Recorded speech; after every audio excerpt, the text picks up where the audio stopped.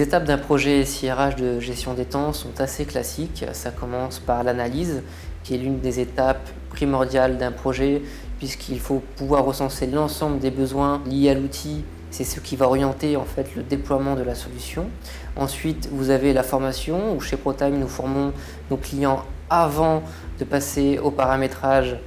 L'idée étant qu'ils se familiarisent avec le vocabulaire de la gestion des temps. Ensuite, donc, vous avez l'accompagnement au paramétrage et le paramétrage où vous allez avoir un transfert de compétences qui va être fait auprès de l'ensemble de nos clients. Et enfin, évidemment, nous clôturons le projet avec un transfert à la hotline. La première question à se poser, c'est est-ce que j'ai bien identifié les besoins de chaque collaborateur?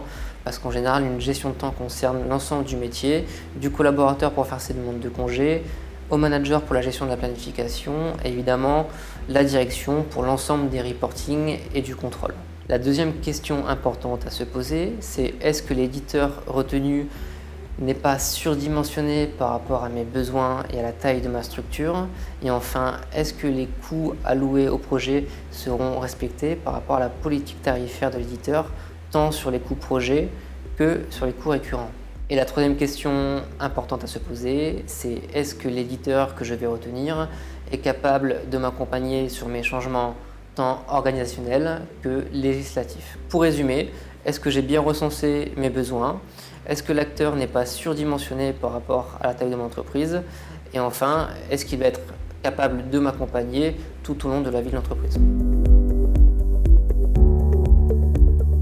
Un projet de gestion des temps a généralement un très bon ROI, un ROI rapide, qui se situe entre 3 et 12 mois selon les cas, selon la nature du projet. Tout d'abord, pour mesurer le retour sur investissement d'un projet de gestion de temps, il y a un premier élément qui est très évident, c'est qu'un système de gestion des temps, c'est un système qui permet d'automatiser des tâches de gestion administrative du personnel. Donc cela a un impact immédiat sur la productivité du service RH. Le deuxième élément, c'est qu'un système de gestion des temps, comme son nom l'indique, il gère les temps de présence et d'absence des collaborateurs.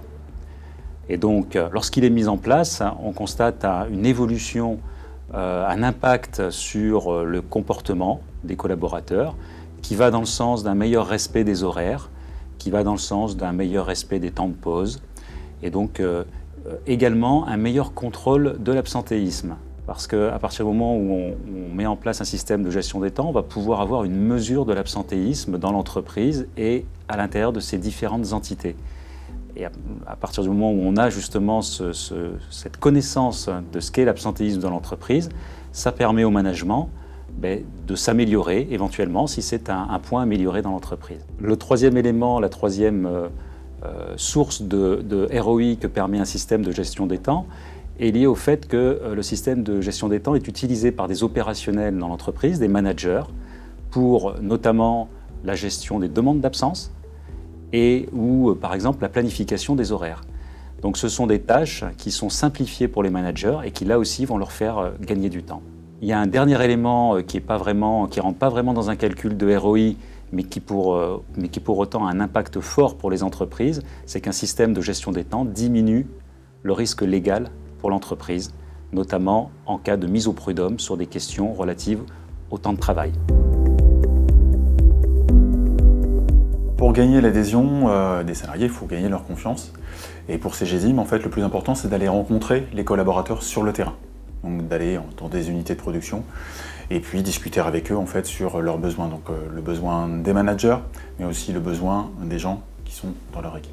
À titre d'exemple, lorsqu'on a mis en place les SIRH de gestion des temps dans le retail, on s'est déplacé dans les magasins de façon à vraiment s'imprégner de l'ambiance de travail des collaborateurs, des managers, de s'imprégner de leur vocabulaire, de façon à vraiment adapter nos outils et nos modes de fonctionnement à leurs habitudes de fonctionnement. Toujours dans mon exemple du retail, les collaborateurs n'ont pas pour vocation de faire de la gestion des temps. C'est pour ça qu'il faut qu'on leur mette à disposition des outils simples et surtout, il faut qu'on les intègre tout au long du processus de mise en place. C'est-à-dire qu'on va les intégrer dans les phases de recettes et dans les phases de mise en place. Pour gagner l'adhésion des collaborateurs, on a prévu des outils pour les managers notamment de planification avec des notions de productivité qui vont en fait leur faciliter la vie au quotidien, et pour les collaborateurs, les salariés, des outils qui vont leur donner de la visibilité sur leurs droits à congé, sur leurs droits à heures supplémentaires, et des notions de planning qui leur permettront en fait d'anticiper leur vie au quotidien.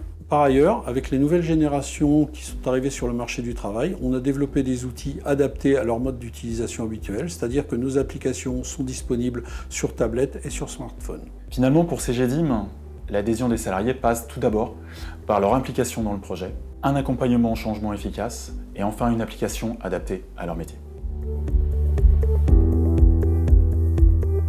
C'est avant tout vouloir concilier les intérêts de l'entreprise, des clients et des collaborateurs. Les intérêts de l'entreprise pour garantir sa pérennité, les intérêts des collaborateurs pour leur permettre un meilleur équilibre vie professionnelle et vie privée, et les intérêts des clients pour permettre une continuité de service plus fluide, quel que soit le canal de vente ou de mise en relation avec eux. Les trois principaux prérequis à un projet de gestion des temps sont la qualification du projet, la maîtrise des processus et l'implication de l'ensemble des acteurs. La qualification du projet, c'est finalement déterminer les objectifs principaux, un meilleur ROI, plus de flexibilité ou l'assurance de respecter les évolutions législatives récurrentes. La maîtrise des processus, c'est être dans l'organisation et l'anticipation, c'est-à-dire partir des données métiers, des problématiques terrain, pour arriver jusqu'à une vision macro de l'organisation et des besoins.